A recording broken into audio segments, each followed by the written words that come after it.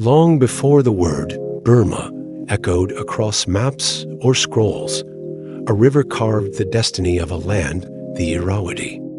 Along its fertile banks, bronze bells chimed in cities older than memory.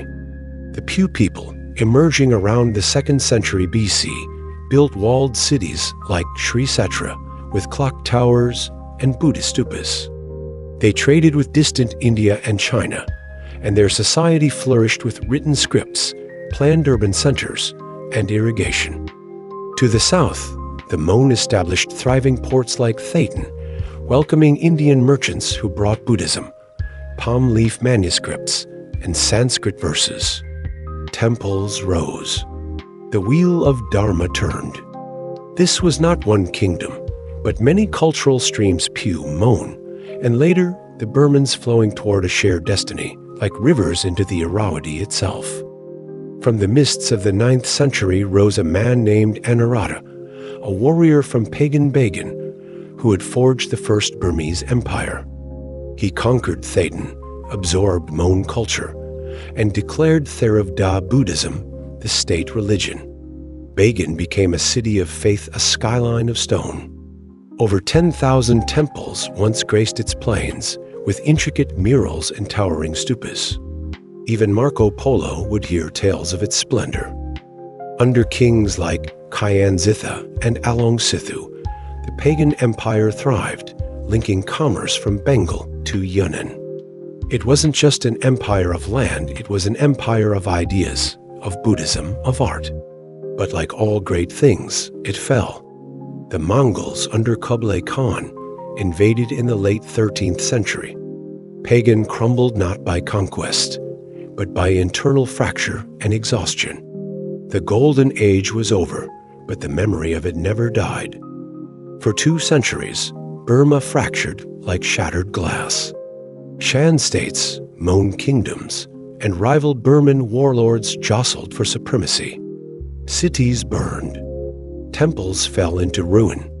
But from the central plains rose a new power, the Taungoo dynasty.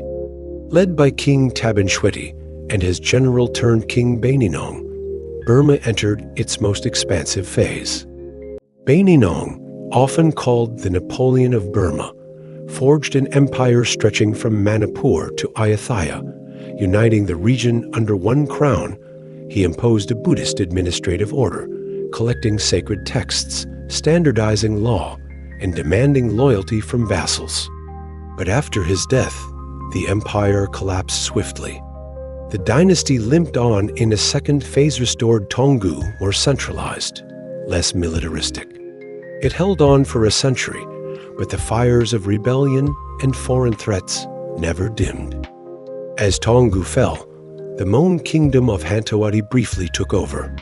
But a fierce village chief named Alongpaya, from the small town of Shwibo, rose in rebellion. He founded the Konbong dynasty, restored Burmese power, and marched all the way to Thailand.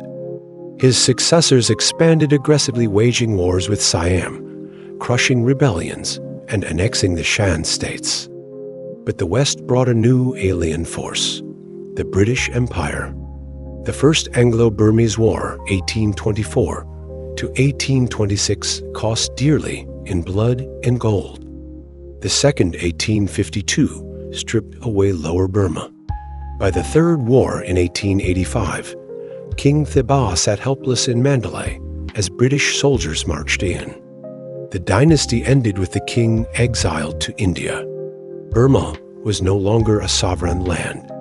It was now a jewel in Britain's imperial crown, but not without resistance.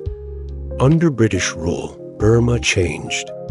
Railroads crisscrossed the rice fields, Rangoon buzzed with Indian and Chinese migrants, and a new elite emerged: lawyers, teachers, nationalists. But resentment grew. Buddhist monks protested. Workers struck. Students marched. By the 1930s, movements like the Dobama Aegeon, we Burmans called for independence. Then came World War II. Japan invaded in 1942, aided by Burmese nationalists, including a young officer named Aung San. The Japanese promised independence, but delivered occupation and hardship.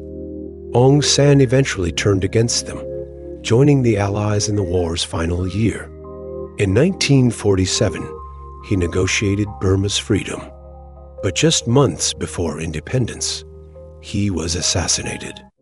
On January 4, 1948, Burma became free, but leaderless. Hope and heartbreak were born together. Independence brought joy, but also strife.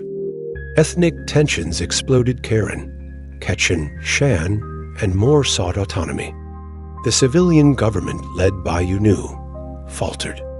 In 1962, General Ne Win seized power in a coup.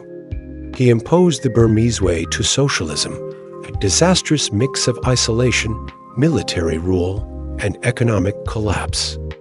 The people rose up in 1988. Protests filled the streets.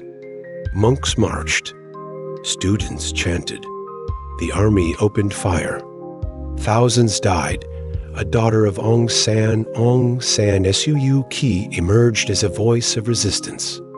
Her party won elections in 1990, but the military ignored the result. She was jailed, released, then jailed again. In 2011, the junta loosened control. Suu Kyi's party won again in 2015. But by 2021, the military struck once more another coup, more bloodshed. Today, Burma, Myanmar is a land of stunning beauty, enduring faith, and unbroken struggle.